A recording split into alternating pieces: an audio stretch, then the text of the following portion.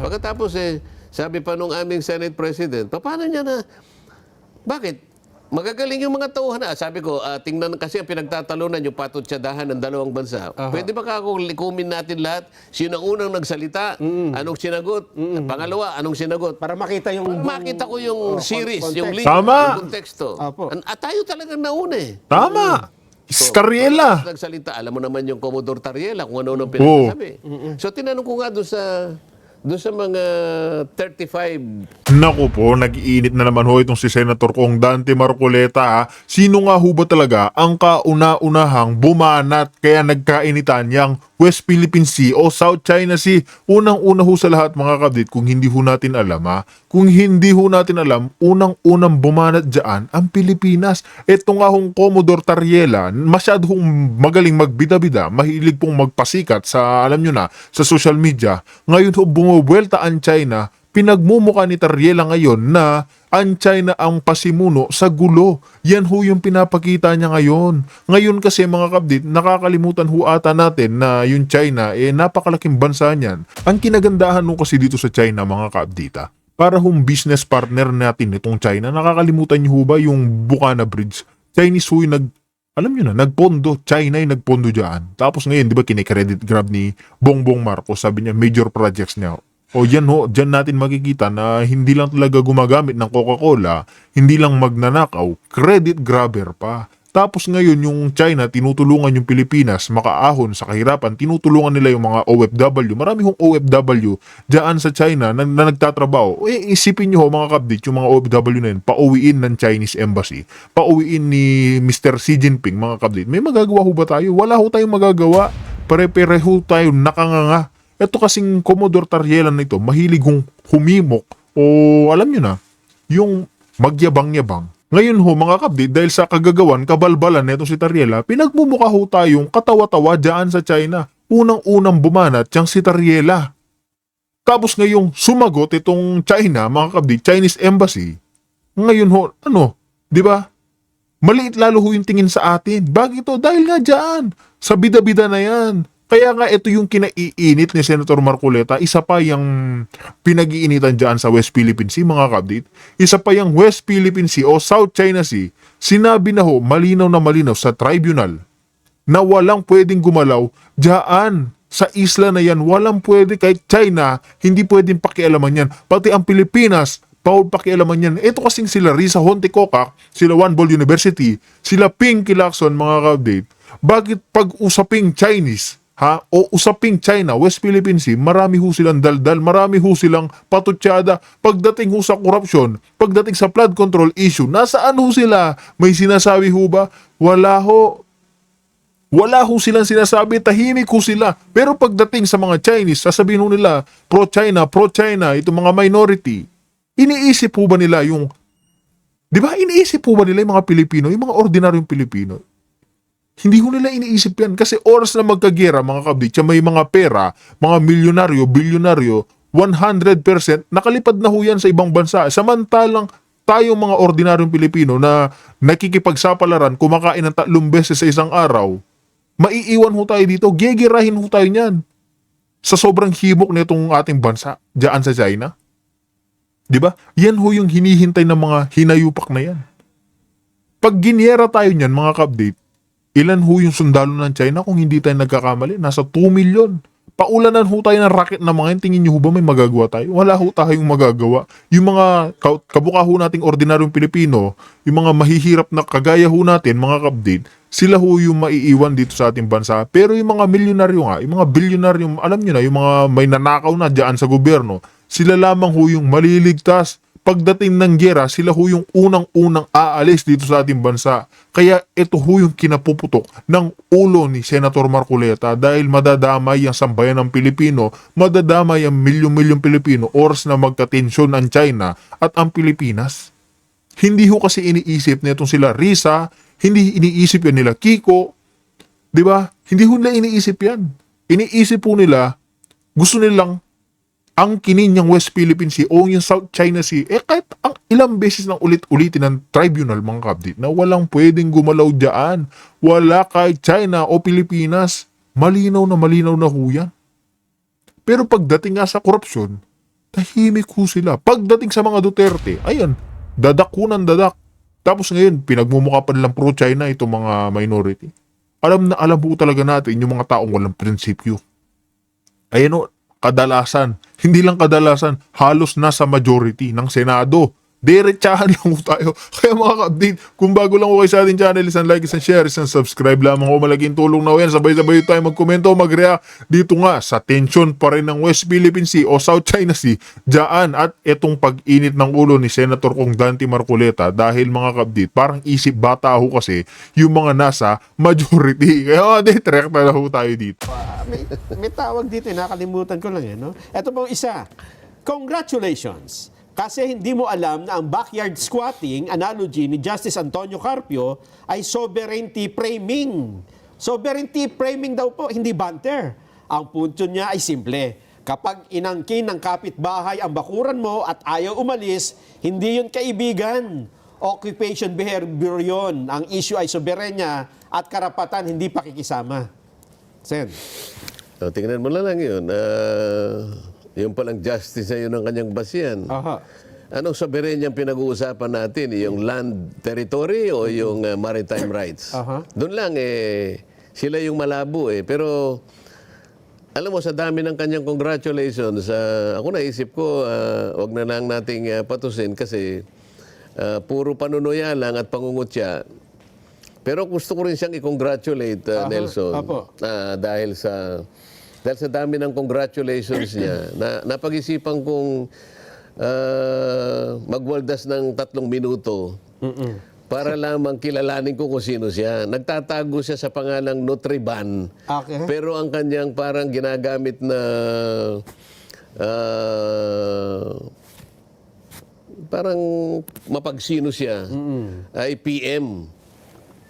Aha. O kaya siguro kung nakikinig si PM, kinumpleto na kita PM, ikaw talaga ay PMQ. Ayan. Para malaman niya na kilalang kilala ko na siya. Okay. Congratulations PMQ. Aha. Alam ko din na ikaw ay naglingkod sa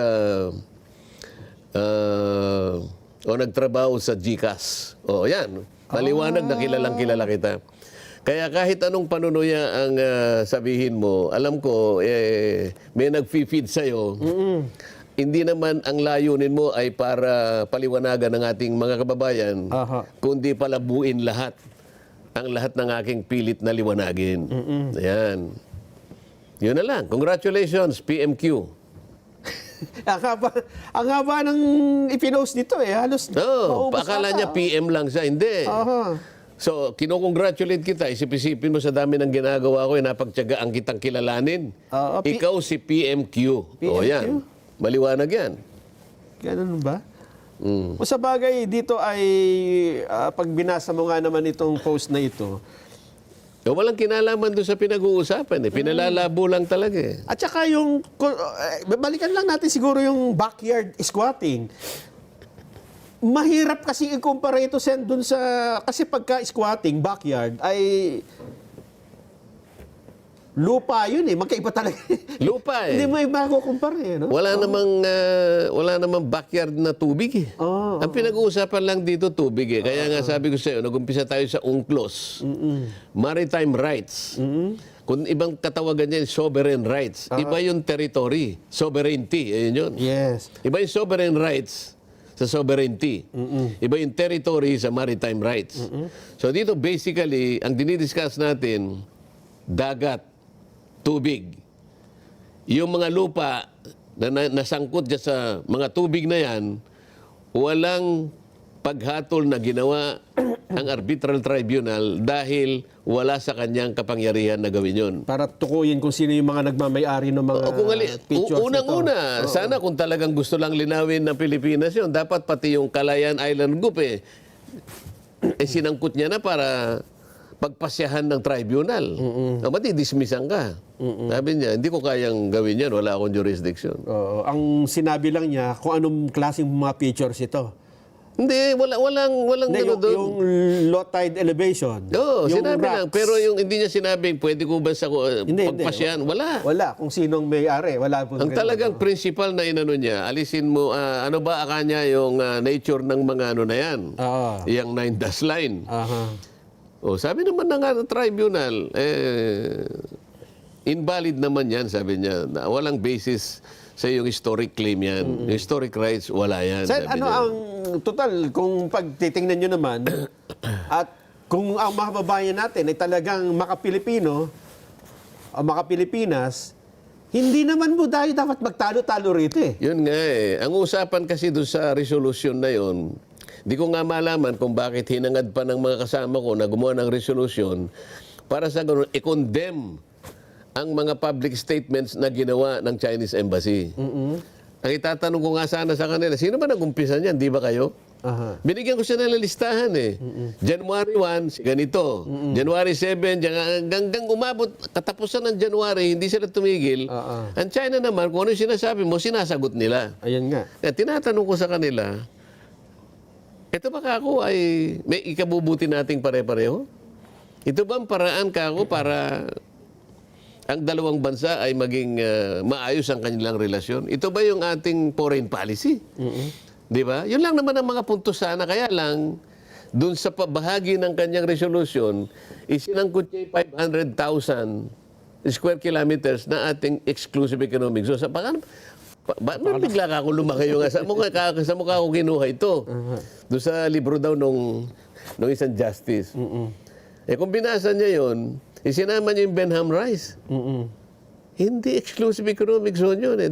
Kaya dito po, magpakaingat kayo mga kababayan. Ang dami pong nagpapanggap po na ako po kahit kailan ay hindi nagpanggap na napakarami po nalalaman ko. Hindi po. Kaya lang ang kaibahan ko sa kanila, ako po ay nag-aaral talaga. Ako ay nag-aaral. Hindi ko po sinasabing marami po akong alam. Ngunit pagdating po sa mga basic na mga kaalaman, para po matuntun natin ang katotohanan, ay kargado po ako doon. Alam ko po 'yon. At wag po silang magtatangka na baguhin 'yon. Ipipilit nila exclusive economic zone kapareho ng West Philippine Sea. Maglalaban po tayo kahit saan tayo makarating. Hindi po tama ang ginagawa ninyo. Meron din nabanggit si Senador Pang Pilo Lacson dun sa hearing din ng Commission on Appointments. Siguro pagkatapos ninyo magsalita, na itong Kalayaan Island Group ay talagang in legal principle ng discovery at effective occupation, talagang sa ating naman. Una, wala naman tayong pagtatalo doon. Talaga namang hindi naman natin sinasabing hindi yun sa atin, Sen. Pero bakit ba niya nabanggit na itong isla, itong teritoryong ito ay ang unang naka-discover dito ay ang Filipino adventurer na si Thomas Cloma. Noong 1947, inokupahan niya at noong 1956, pinangalanan niya na Pre-Territory of Freedom Land. At pagkatapos noon ay ibinigay niya sa Pilipinas, sa Philippine government, sa symbolic fee na 1 peso. Ano bang kaya importante nun? Hindi ko alam kung bakit pa niya isinangkot yun. Gayong alam naman yan na occupied na natin yung 4 na teritoryo. Ngunit kung ang gusto niyang ipaalam na malawak ang kanyang kaalaman tungkol dito, baka niya sinabi yun. Hindi na ako nagkaroon ng pagkakataong balikan yun kasi nagmamadali ako. Meron kaming caucus ng mga kasama ko. Pero kung ang sinasabi niya ay si Thomas Cloma, hindi po adventurer yun, seafarer yun eh. Siya po ay may-ari ng isang maritime institute nung matagal ng panahon sa ating bansa at nag-issue nga siya ng Freedom Land Proclamation in 1956. Ano? At nag-draw siya ng boundaries. Hindi naman yung buong Spratlys, kung hindi sa mga mangilan-ngilang parte ng Spratlys Island. Ano? Nung ginawa niya yon, alam mo ba kung sino-sinong bansa ang nag-object? Sino po? Ang Amerika, Pati Amerika. ang United Kingdom, Pati UK. ang Vietnam, France, Australia, Ang dami. at China. Aha. Pero magtataka ka, hindi niya alam. Ang Pilipinas nag-object. Kung sa bagay, baka kine-claim niya as private... Hindi. Alam mo kung sino ang nag-object sa Sino? pangalan ng Pilipinas? Sino po? yung dating Pangulo ng Republika ng Pilipinas na noon ay Secretary ng Department of Foreign Affairs. O sino? Romulo. Ay, teka, hindi naman. Hindi na, pag naging presidente ba ng Pilipinas si Ramon Romulo? Magsaysay. Naging presidente ng Pilipinas na noong siya'y nag-object sa ngalan ng Pilipinas, siya yung Secretary of Foreign Affairs. 1956. Carlos Garcia. Ah, okay. Yan. Carlos Garcia. Alam mo kung bakit? Bakit siya nag-object? Alam mo kung bakit siya nag-object? Oo. Kasi, yung Spratlys Islands, hindi siya considered na terra nullius.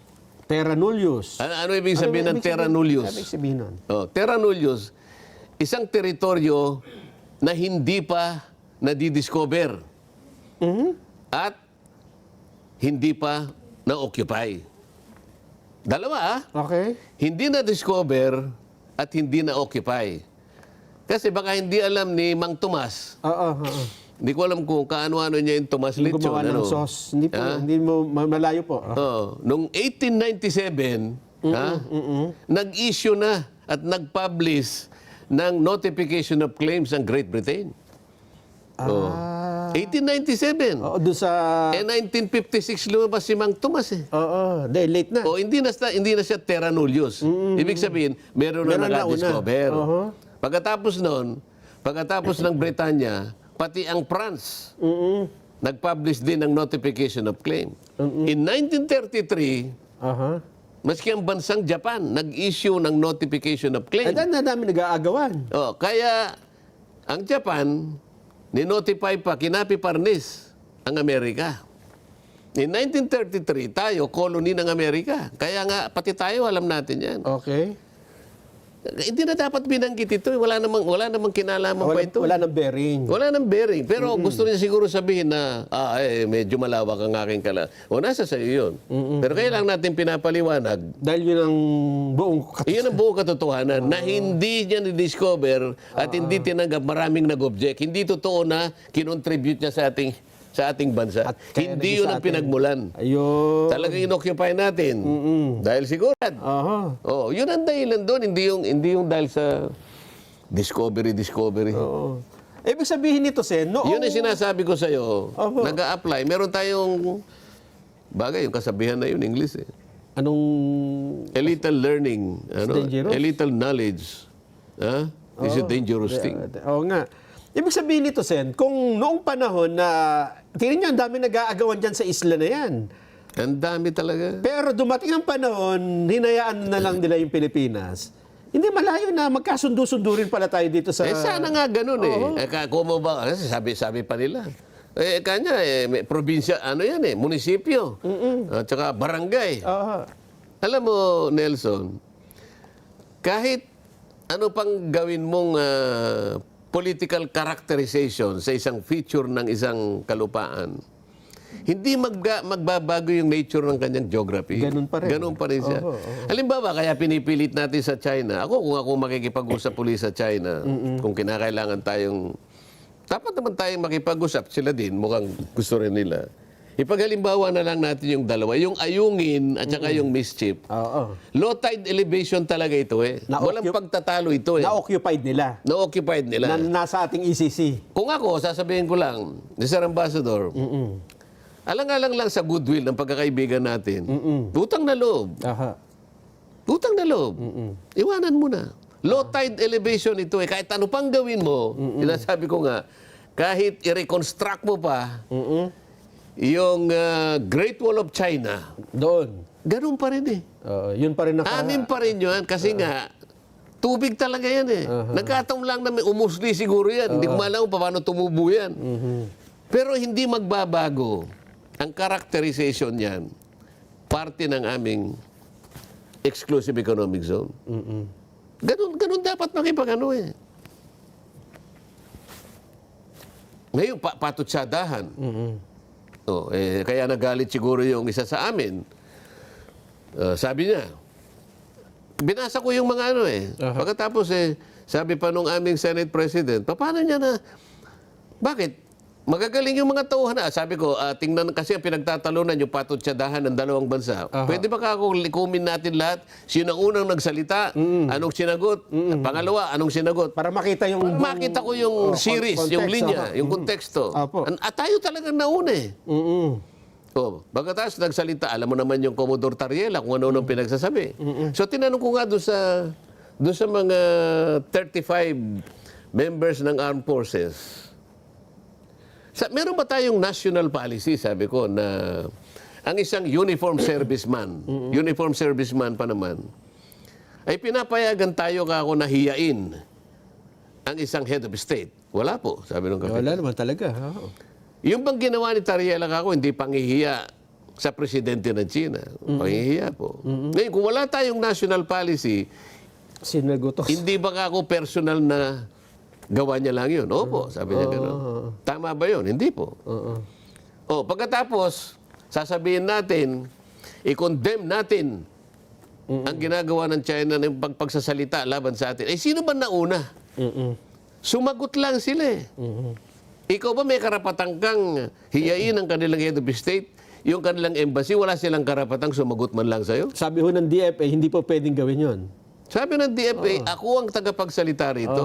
Actually, ang DFA, nung makita niya, nagsuggest siya kagad ng de-escalation. Sa ating body of laws ngayon, administrative code, baski yung ating mga saligang batas, sinasabi, ang talagang tagapagsalita, kung ang pag-uusapan ay international relations, Department of Foreign Affairs, merong tagapagsalita ang maraming unit ng ating bansa. Ngunit kapag ang pinag-uusapan ay international relations Ay, isa lang yata. at medyo tatamaan ang Sensitive. pagkakaunawaan o kaya yung unawaan at kooperasyon ng dalawang bansa, Department of Foreign Affairs. Hindi nakikipag-konsulta yung isa eh. Pagkatapos, pagbobotohin namin, ipapanalo nila yon. Ibig sabihin, ini-encourage nila si Tariela na gumawa ng maraming ganun. Paulit-ulitin. Uulit-ulitin yon. Nakakabuti ba ako yon? Tinanong ko. Na nasusunog na gusali. Anong ipampapatay mo sa apoy na kumakain doon sa gusali? So sabuhin mong gasolina Hindi naman. Lalong o lalagyan tubig? ka. Tubig. Sabi nung army, tubig po. So sa pagpapaliwanag kong ito, Kapitan, do you think I am pro-China? No, sir. Thank you, Kapitan, sabi ko. Actually, Ang Sen, paghahanap natin, pagkaunawa eh. Kung ano man ang karapatan, paigtingin natin. Ngayon, sila, nagbibida-bidaan sa West Philippine Sea. Gusto ko rin sana eh. Bakit hindi? Ang kaso hindi nila mai-produce eh. Kasi hindi nila mai-produce ang coordinates dahil meron nga ruling ang arbitral. Tapos sinasabi nila, nag-rule in our favor. Oo. In behalf of your exclusive economic zone, but not the entirety of what you claim as West Philippine Sea. Mahirap pang intindihin yun. At ang remedyo dito, Sen, ay... Ano kayang gagamitin kong salita para itong mga taong ito na nagpipilit, kung sabagay, alam mo, itong mga taong ito, kahit ano sabihin ko eh. Ayun nga yung sinasabi Imamali namin lang ni nila eh. Jen nung isang araw, may personality bias. Pero in fairness yan, nung nagkaroon ng pagbabago sa chairmanship ng Foreign Relations Committee, ngayon ang may hawak na po ay si Senador Erwin Tulfo eh. Si Senador Erwin Tulfo, ang unang nagsabi na magsilayas na lang kayo rito kung ganyan na rin lang kayo. Pagkatapos, siyang magsasabi uli ng tumaama naman tayo, kalmado naman tayo. Ha? Mukhang ngayon nagbago na ho siya. Hindi, sila nga yung nauna eh. Ayun nga, magsilayas kayo rito. Anong sagot ng China? O sige, mag-declare kayo kanyang persona non grata. Lahat na kami. Lahat kami, alis kami rito. O ba't kayo tumahimik? Alam niyo kung anong mawawala sa atin pag ginawa nila yon? Alam nila siguro. Huwag na natin i-discuss. Napakaraming mawawala sa atin. Walang mawawala sa kanila. Tayo ang mawawalan. Ibig bang sabihin nito, Sen, yung resolution na pinirmahan ng 15 ay hindi na ito itutuloy? Tinutuloy pa nga eh. Pagbubutuhan pa nga pa yan rin? eh. Kahit na sinabi ni Erwin Tulfo na... Sinabi ni Senator Erwin, Oo. the Senate is open to engage in a dialogue, blah, blah, blah. Oo, yun nga. Bago mo dapat sinabi yun, pinatigil mo na yun. Ayun. Paano maniniwala yung kabilang side na open kayo, samantalang pinagtatalunan pa at pagbubutuhan yung resolusyon na yun, condemning their public statements? Baka naman pagdating ng sesyon, yun ang Hindi, sabihin. magpakita ka ng goodwill. Bago mo sabihin yun, ikaw nga pinagsimulan ng Inuna lumanyas mo. kayo. Ayun nga pala, no? Dapat inuna muna. Merong sinagot yung isa doon sa isang senador eh. Doon sa comment ng senador, kasi ang sumagot sa kanya, deputy spokesperson. Nagalit yung senador. Bakit kanya hindi yung talagang spokesperson ninyong sumagot? Bakit yung deputy? Bakit yung deputy? O di sinagot. Siya nakikita po namin kakulangan ng inyong kaalaman, tama na po more than sufficient na po yung aming ano. Deputy. Silang their basic lack of knowledge of international law. Sa kanila galing yun. Ito ngayon ang pinako-condemn nila. Sino ba nagsimula? At saka wala namang magandang idudulot. Walang magandang idudulot. San, magbe-break lang tayo. Pagbabalik natin ay meron pang isang issue yung kudeta daw nung nakaraan. At pangalan nyo pa rin ang lumulutang Sa